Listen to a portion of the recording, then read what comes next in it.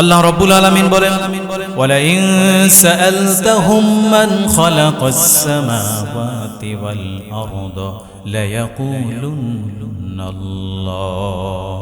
তাদেরকে যদি জিজ্ঞেস করা হয় এই আকাশ জমিন কে সৃষ্টি করেছে, তখন তারা বলবে নিঃসন্দেহে এই আকাশ জমিন আল্লাহ সৃষ্টি করেছেন। যদি আকাশ জমিন আল্লাহ সৃষ্টি করে থাকে, তবে তোমরা কেন দেব দেবীর পূজা করে থাকো, তাদের উপাসনা করে থাকো? আল্লাহর ইবাদত কেন করো না? ওইগুলোর ইবাদত কেন করো? ওইগুলোর উপাসনা কেন করো?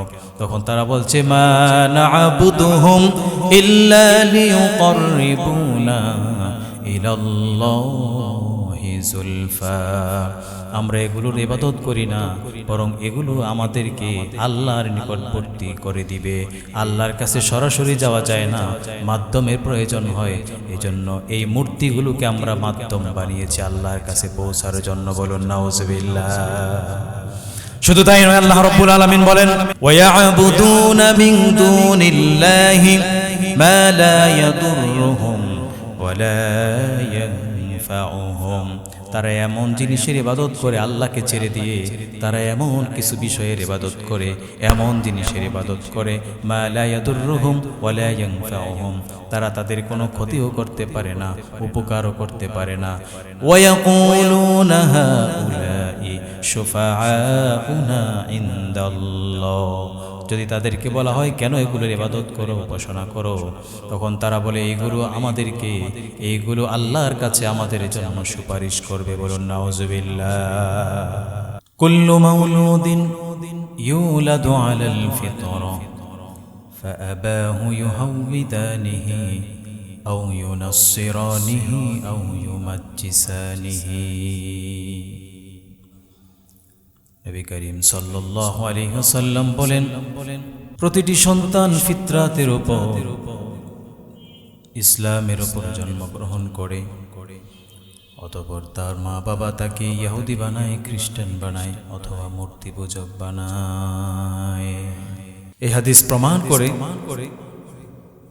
প্রত্যেক মানুষ ফিতরাতের উপর, ইসলামের উপরই জন্মগ্রহণ করে।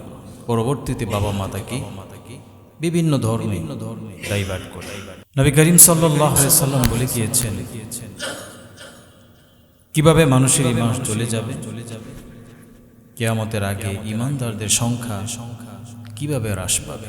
তাকুনু বাইনা ইয়াদাইস সাআতি ফিতানুন কাকিতউল লাইলিল মুসলিমি ইউসবিহু ফিহা আর-রাজুলু মুমিনা ওয়া ইউমসি কাফিরা ويمسي مؤمنا ويصبح كافرا يبيع أقوام دينهم بعرض من الدنيا। শেষ জামানায় অন্ধকার রাতের খণ্ডের মতো করে একটার পর একটা ফিতনা, একটার পর একটা ইমানি পরীক্ষা চলে আসবে। ইমানি পরীক্ষায় এত তীব্রতর হবে, সকালবেলা মুমিনগুলো বিকালবেলা কাফের হয়ে যাবে, সন্ধ্যাবেলা মুমিন থাকবে, সকালবেলা কাফের হয়ে যাবে। ইয়াবিউ আকওয়ামুন দীনাহুম বিআরাদিম মিনাদ দুনিয়া। দুনিয়ার সামান্য বিনিময়ে তারা তাদের ঈমান, তারা তাদের ধর্ম, তারা তাদের দ্বীনকে বিক্রি করে দিবে। বলুন নাউজুবিল্লাহ। নবীজি সাল্লাল্লাহু আলাইহি সাল্লাম আরো বলেন ইয়াতি আলান নাসি জামানুন আস-সাবিরু মিনহুম আলা দীনিহি কাল কাবিদি আলাল জামাল। কিয়ামতের আগে এমন একটি সময় চলে আসবে, হাতে জ্বলন্ত কয়লা রাখা যতটা কষ্ট, তার চেয়ে বেশি কষ্ট হবে মানুষের ঈমান ধরে রাখা। নবীজি সাল্লাল্লাহু আলাইহি সাল্লাম বলেন ইয়াতি আলান নাসি জামানুন ইয়াজতামিউনা ফিল মাসাজিদি লাইসা ফীহিম মুমিন। মানুষগুলো মসজিদে একত্রিত হবে, নামাজীর সংখ্যা বৃদ্ধি পাবে, মসজিদ সুন্দর হবে, কিন্তু ওই মসজিদের মুসল্লি, ইমাম, মুয়াজ্জিন কারো ঈমান থাকবে না। বলুন নাউজুবিল্লাহ। ১৫০০ বছর আগে আল্লাহ রাসূল বলেছেন একজনের ঈমান থাকবে না এমন মসজিদ হবে।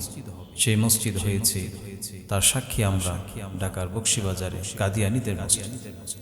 ওই মসজিদে নামাজ হয়, আজান হয়, ইকামত হয়, মুসল্লিদের সংখ্যাও আছে। কিন্তু ওই মসজিদের ইমাম মুয়াজ্জিন মুসল্লি একজনের ঈমান নাই, কারণ তারা কোরআনের 4টি অক্ষরকে অস্বীকার করে। তারা আমার নবীকে মানে, নবীকে সেরা নবী বলে, শ্রেষ্ঠ নবী বলে, কিন্তু শেষ নবী বলে। অথচ আল্লাহ তাআলা বলেছেন খাতামুন নবিয়্যিন, তিনি শেষ নবী। এজন্য কোরআনের 4টি অক্ষর খ আলিফ তা মিম, খাতামুন, এই শব্দটি তারা মানে না, এজন্য তারা কাফের।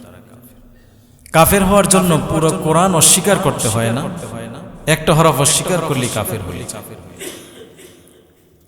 আবার গোটা কোরআন অস্বীকার করা যেই কথা, একটা হরফ অস্বীকার করা একই। যে গোটা কোরআন অস্বীকার করলো সেও কাফের, যে একটা হরফ অস্বীকার করলো সেও কাফের। শয়তান আল্লাহ তাআলার অস্তিত্বকে মেনে নিয়েছে, শয়তান আল্লাহকে রব হিসাবে মেনে নিয়েছে এবং রব বলে আল্লাহকে সম্বোধন করেছে। তারপরেও সে কাফের, কারণ সে একটি আদেশ অমান্য করেছে, কারণ সে অহংকার করেছে। আবা ওয়াস্তাকবার ওয়া কানা মিনাল কাফিরিন, সে অহংকার করল।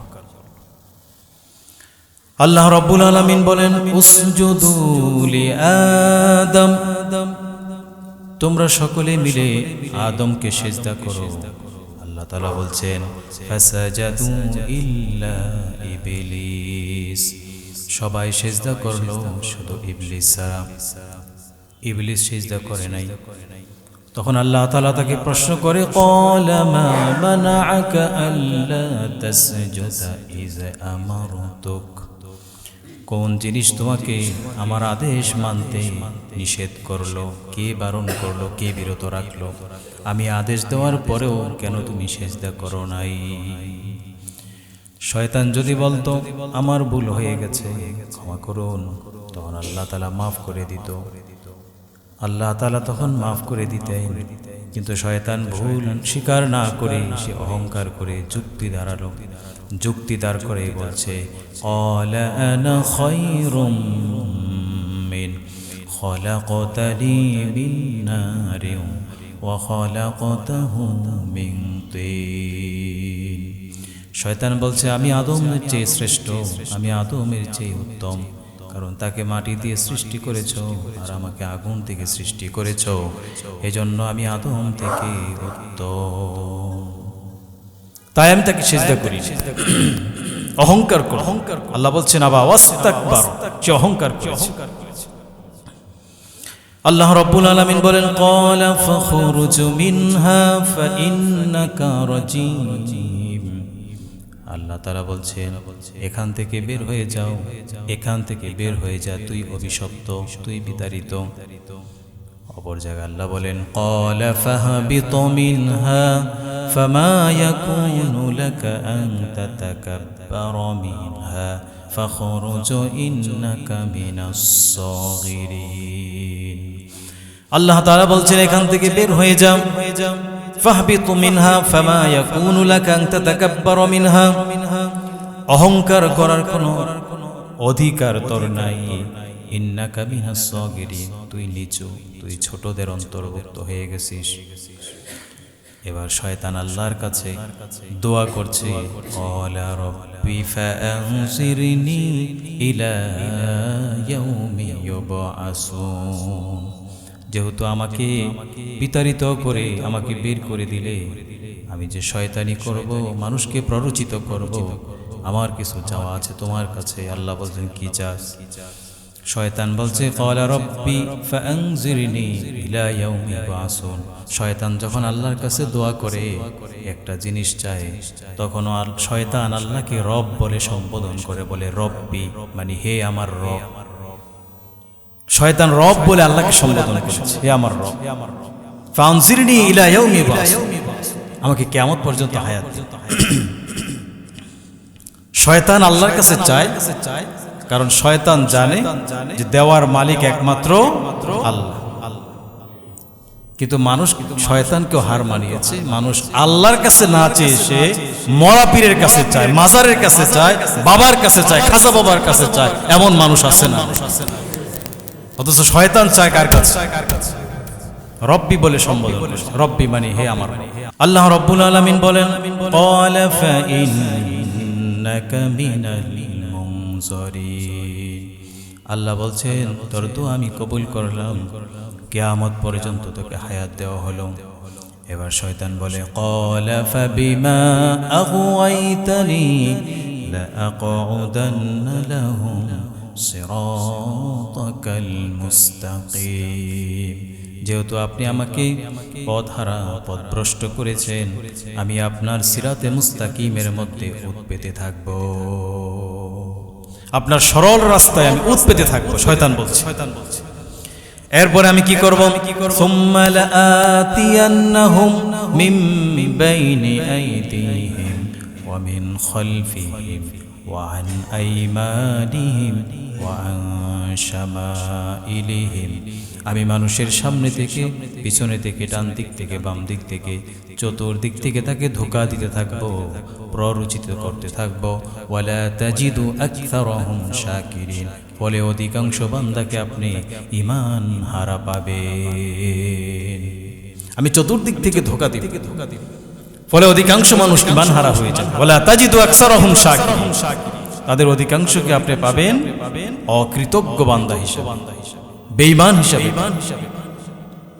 যার কারণ একটু আগে যে হাদিসের মধ্যে আমরা শুনেছি, শয়তানের 1 নম্বর টার্গেট হচ্ছে শয়তান মানুষকে ঈমান হারা করে দিতে চায়।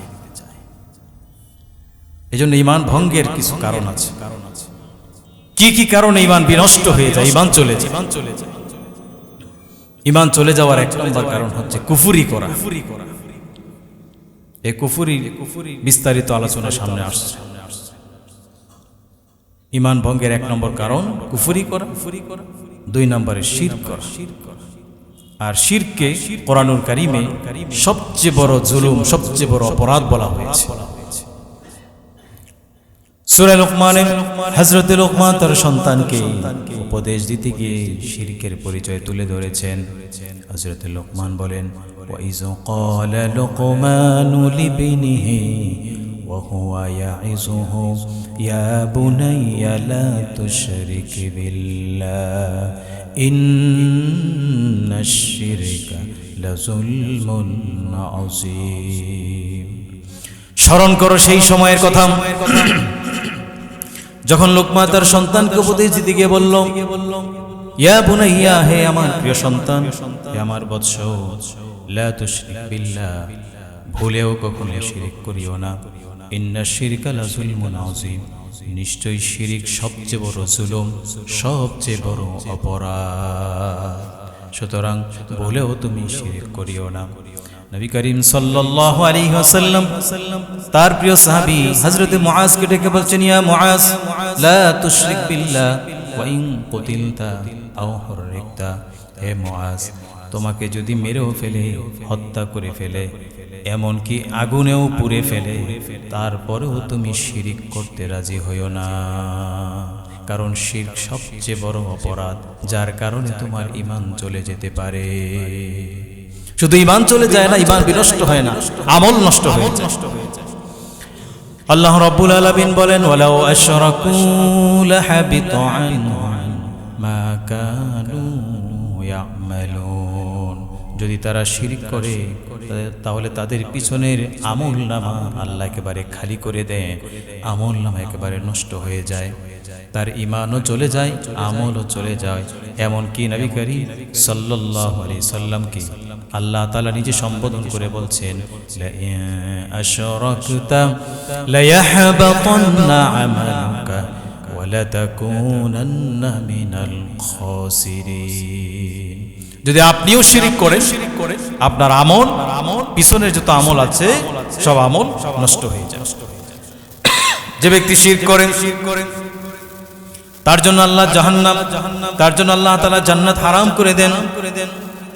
ইন্নাহু মান ইউশরিক বিল্লাহি ফাকাদ হারামাল্লাহু আলাইহিল জান্নাহ, নিশ্চয় যে ব্যক্তি শিরক করবে আল্লাহ তাআলা বলেন আমি তার জন্য জান্নাতকে হারাম করে দেই। বলুন নাউযুবিল্লাহ।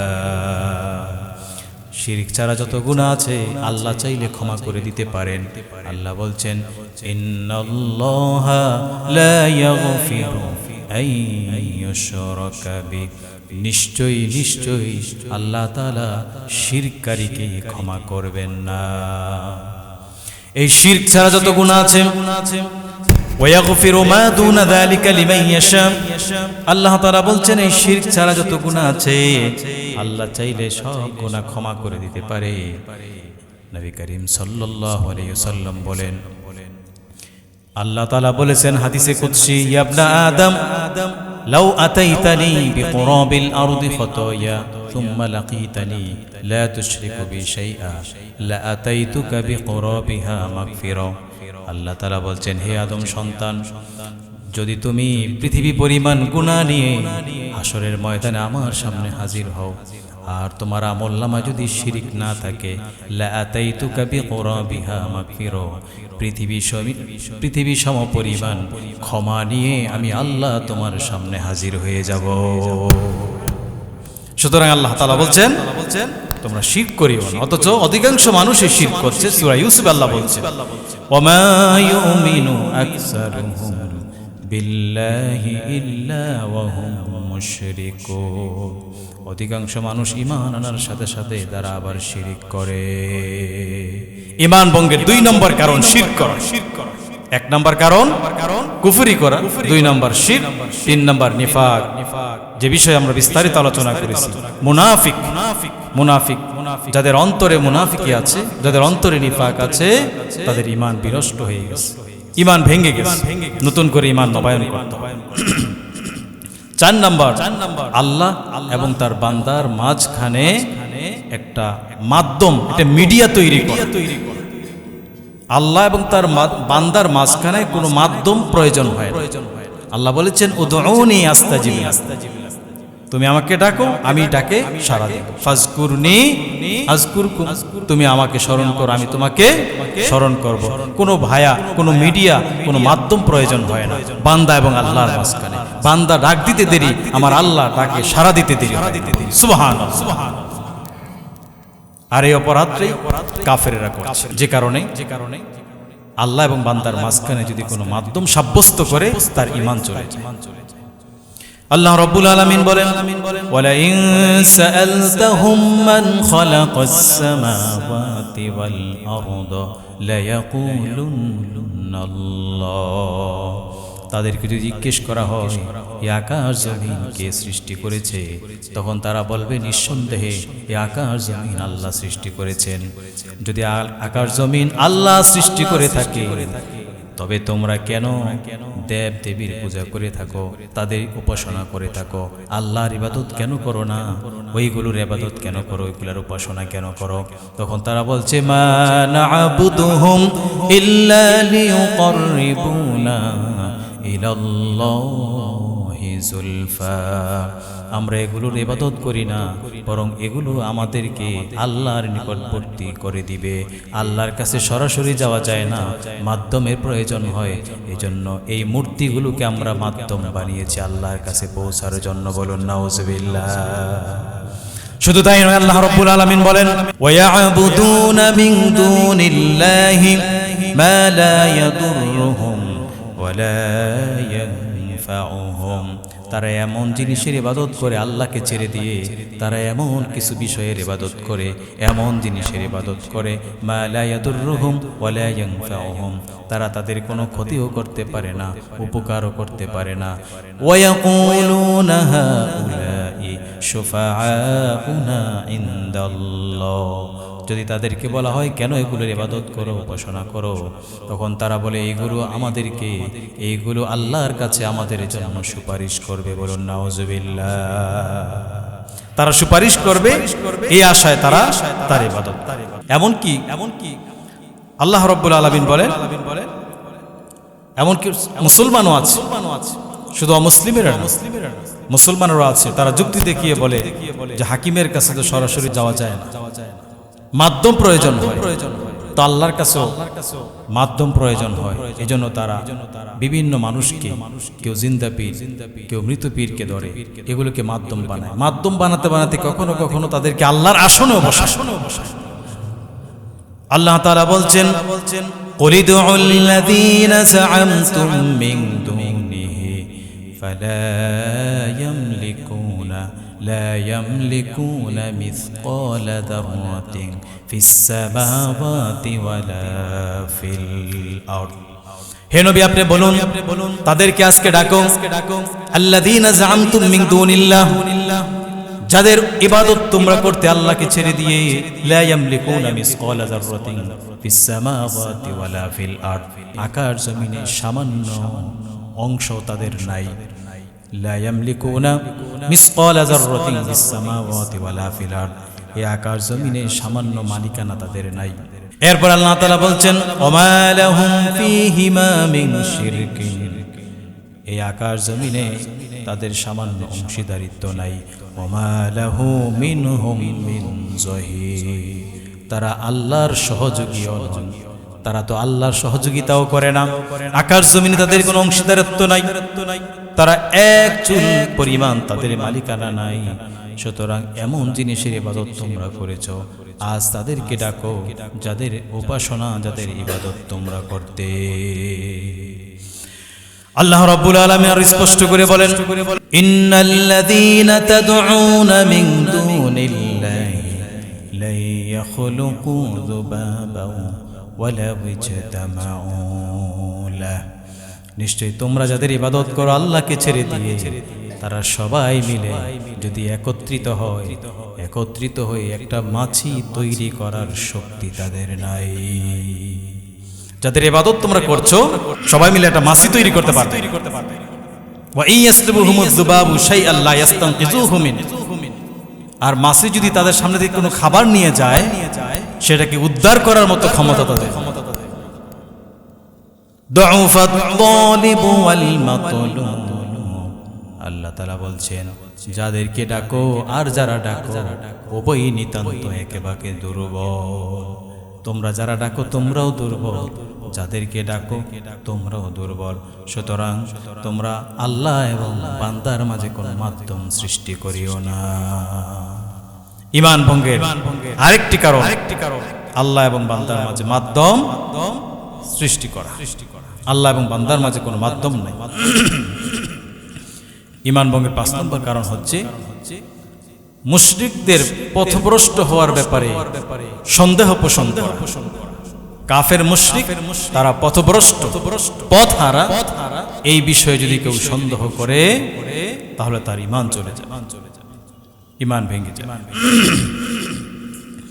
আল্লাহ রাব্বুল আলামিন বলেন লাকাদ কাফারাল্লাযীনা ক্বালু ইন্নাল্লাহা হুয়াল মাসীহ ইবনু মারইয়াম নিশ্চয়ই তারা কাফির হয়ে গেছে যারা বলে ঈসা ইবনে মারইয়ামই আল্লাহ ঈসা আলাইহিস সালামকে তারা আল্লাহ ঘোষণা করে وقالت اليهود عزير ابن الله وقالت النصارى المسيح ابن الله ইহুদিরা বলে উযাইর আল্লাহর পুত্র আর খ্রিস্টানেরা বলে ঈসা আল্লাহর পুত্র এইভাবে করে তারা ঈমান হারা হয়ে গেছে সুতরাং তাদের পথভ্রষ্টতার ব্যাপারে যদি কেউ সন্দেহ করে তারও ঈমান চলে যাবে ঈমান ভঙ্গের ৫ নম্বর কারণ কাফের মুশরিকদের পথভ্রষ্টতার ব্যাপারে তারা যে কাফের এই ব্যাপারে যদি কেউ সন্দেহ করে যে নাও হতে পারে যদি এই সন্দেহ কেউ করে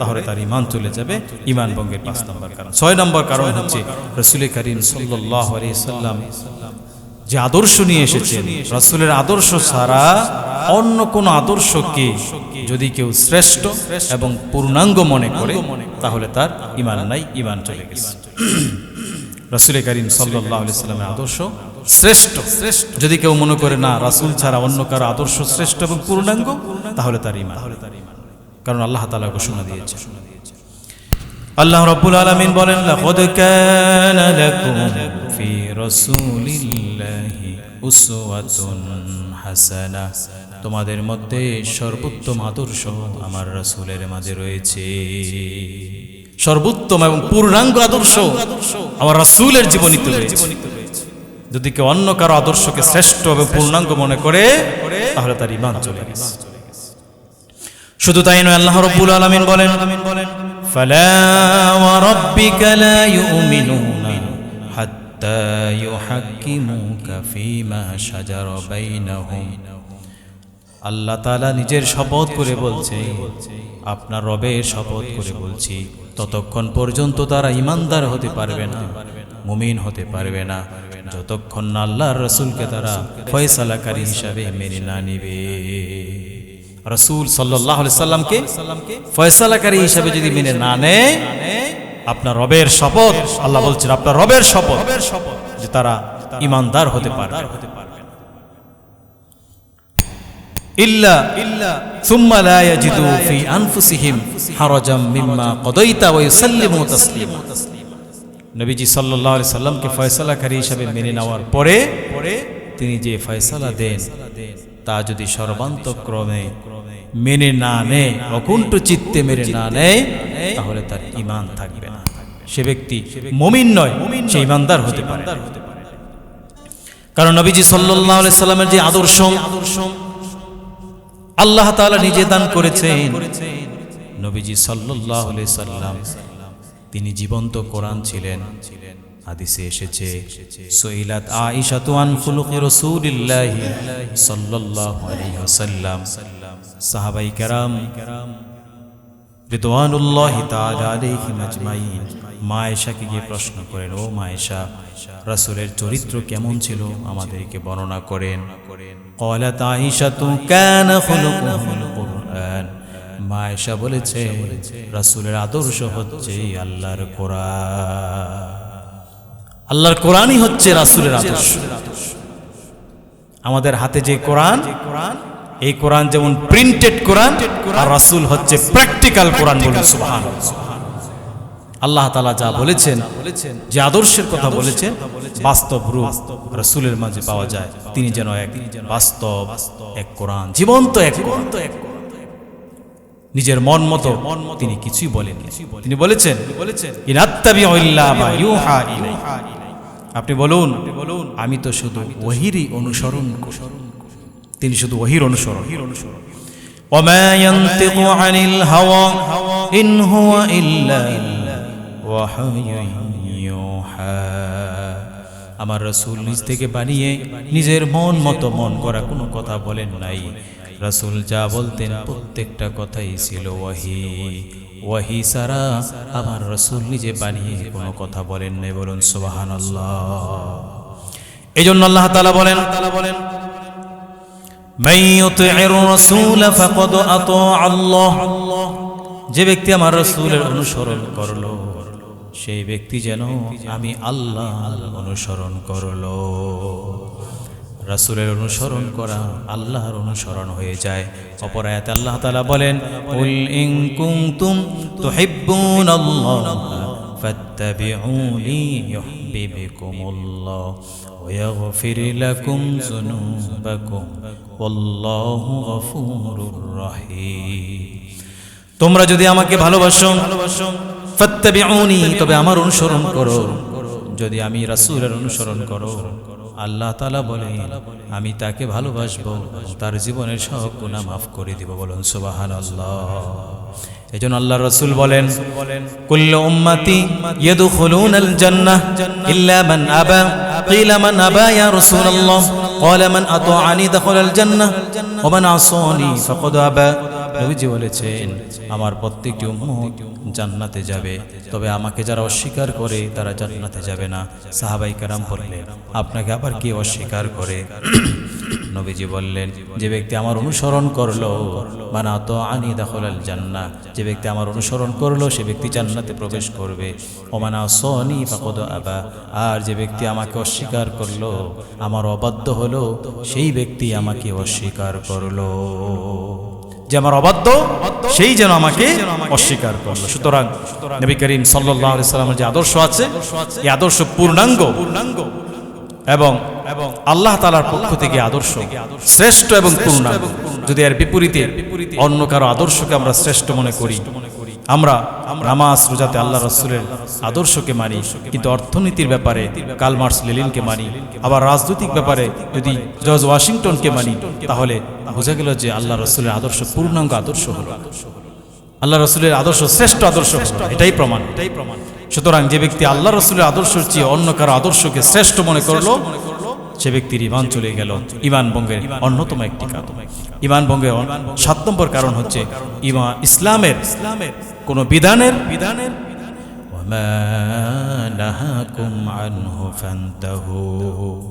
তোমাদের জন্য আমার রাসূল যা নিয়ে এসেছে তা তোমরা গ্রহণ করো, তা তোমরা ধরে রাখো, আর রাসূল যা নিষেধ করেছেন তা থেকে তোমরা বিরত থাকো।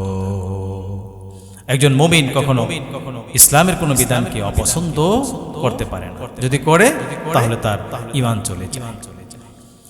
ঈমান ভঙ্গে 8 নম্বর কারণ ইসলামের কোনো অনুষঙ্গ নিয়ে ঠাট্টা বিদ্রূপ করা। ইসলামের কোনো বিষয় নিয়ে কেউ দাঁড়িয়ে রাখছে নতুন, সেটা নিয়ে ঠাট্টা বিদ্রূপ করে, কেউ টুপি পরছে ঠাট্টা বিদ্রূপ করে, কেউ পাঞ্জাবি নতুন করে পরতেছে ঠাট্টা বিদ্রূপ করে। এই ঠাট্টা বিদ্রূপ করলে তার ঈমান চলে যায়। শুধু তাই নয়, আল্লাহ তাআলা বলছেন যারা ঠাট্টা বিদ্রূপ করে তাদের সামনেও তোমরা বসিও না, তাদের কথাও তোমরা শোনো। আল্লাহ রাব্বুল আলামিন বলেন, ওয়া ইযা রাআইতাল্লাযীনা ইয়াখুদুনা ফি আয়াতিনা ফাআরিদ আনহুম হাত্তা ইয়াখুদু ফি হাদীসিন গায়রি। যখন তুমি দেখবে ইসলামের কোনো বিষয় নিয়ে ঠাট্টা বিদ্রূপ করতেছে, তখন তুমি তাকে অ্যাভয়েড করো, তার কাছে তোমরা বসিও না, তার কথা তোমরা শুনিও না, যতক্ষণ না সে অন্য কথায় চলে যায়। হাত্তা ইয়াখুদু ফি হাদীসিন গায়রি।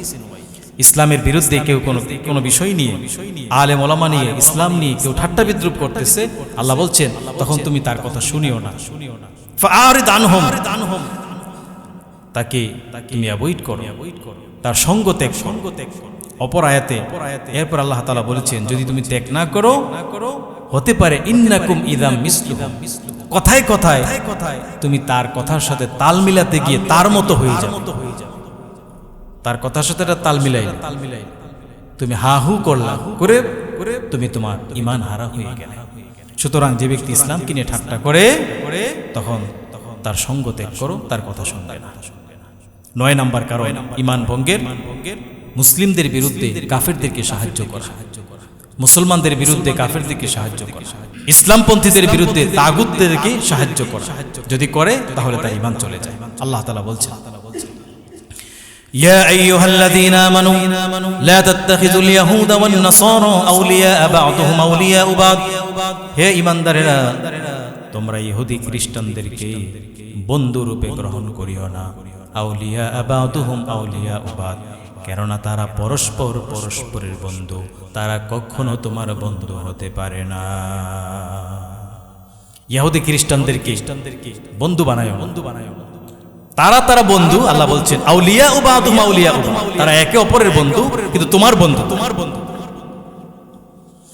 অপর আয়াতে আল্লাহ রাব্বুল আলামিন বলছেন লা তাত্তাখিযুল মুমিনুনাল কাফিরিনা আউলিয়া মিন দুনিল মুমিনিন।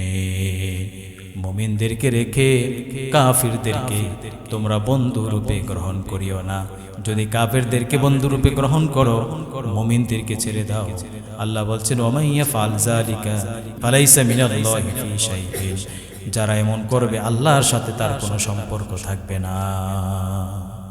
মুমিনদেরকে রেখে কাফেরদেরকে যদি বন্ধু বানান, আল্লাহ বলছেন যদি তোমরা করো তাহলে আমার সাথে তোমার কোনো সম্পর্ক নেই।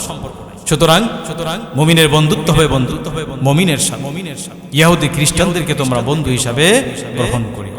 সর্বশেষ ঈমান ভঙ্গের 10 নম্বর কারণ শরীয়তের বাহিরে থাকার অবকাশ আছে এই কথা বিশ্বাস করা। যদি কেউ বিশ্বাস করে যে কোনো মানুষের পক্ষে শরীয়তের বাহিরে থাকার অবকাশ আছে, সুযোগ আছে। অনেকেই নামাজ পড়ে না, শরীয়তের বিধিবিধান মানে না।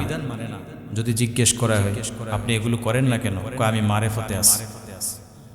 বলে কি বলেন? যদি আরো একটু জিজ্ঞেস করেন আমি তরিকতে আছি। শরীয়ত মানে না কিন্তু মারেফতে আছে। এগুলো হয়তো শরীয়তে নাই। গান গায়, ডোল বাজায়, যদি জিজ্ঞেস করেন এগুলো কোথায় পেলেন, শরীয়তে তো নাই। শরীয়তে নাই কিন্তু মারেফতে আছে, তরিকতে একটু বেশি আছে। শরীয়তের মৌলবী, এজন্য তোমরা বুঝো। যদি কেউ বিশ্বাস করে কোনো মানুষের পক্ষে শরীয়তের বাহিরে থাকা সম্ভব, কোনো মানুষ শরীয়তের বাহিরে থাকতে পারে কোনো মুমিন, তাহলে তার ঈমান চলে যায়। এই ঈমান ভঙ্গের 10টি কারণ কোরআন হাদিস থেকে খুঁজে পাওয়া যায়। আসুন আমরা ঈমানের পরিচর্যা করি, ঈমানকে নবায়ন করি, ঈমান যেন ভেঙে না যায়। আমাদের কোনো কথায় কোনো কাজে আমরা সেদিকে সজাগ দৃষ্টি রাখি, সতর্ক থাকি। আল্লাহ তাআলা আমাদেরকে যেন ঈমান নিয়ে কবরে যাওয়ার তৌফিক দান করে।